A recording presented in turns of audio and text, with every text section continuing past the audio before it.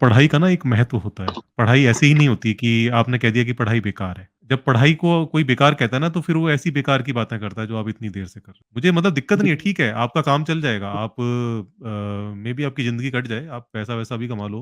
लेकिन एक इंटेलेक्चुअल स्तर पे, एक बौद्धिक स्तर पर आप बच्चे ही रह जाओगे। आप ऐसी बचकानी बातें करोगे, बूढ़े हो जाओगे, 40 साल के, 50 साल के बच्चे हो जाएँगे, उनको इस तरह की बचकानी बातें करोगे। आपको ये तक नहीं पता होगा कि कोई आदमी कैसे मर जाता है।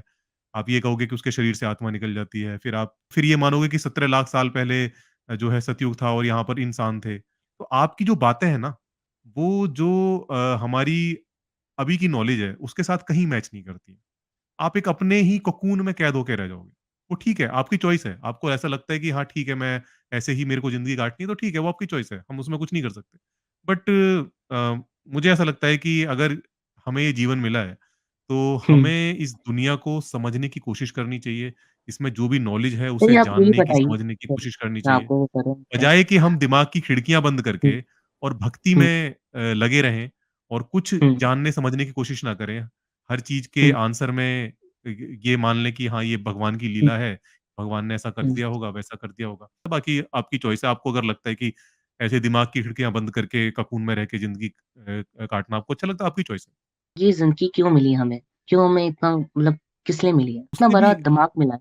वहाँ हमसे हाँ, इतना बड़ा बहुत कम दिमाग मिला है, दिमाग वही तो होगा। कह रहा हूँ, इतना बड़ा दिमाग हाँ, मिला है, उस दिमाग का इस्तेमाल वही कब करेंगे आप?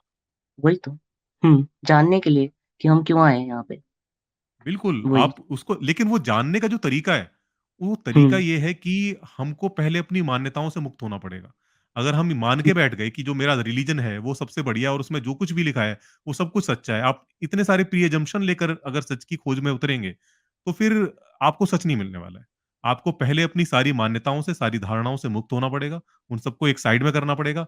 उसके बाद हर एक चीज़ को उठाकर कसौटी पे कसना पड़ेगा। कि अगर ये हुँ, तर्क की कसौटी पर उतरेगी, तो मैं इसको एक्सेप्ट हुँ, करूँगा, नहीं उतरेगी तो मैं नहीं करूँगा। हुँ, ये अगर आप इसको मानकर चलेंगे, तब आप सोचिए सच हुँ। तक पहुँचेंगे। वरना तो अच्छा आप कुछ नहीं है, ज़िंदगी ऐसे ही खत्म हो जाएगी।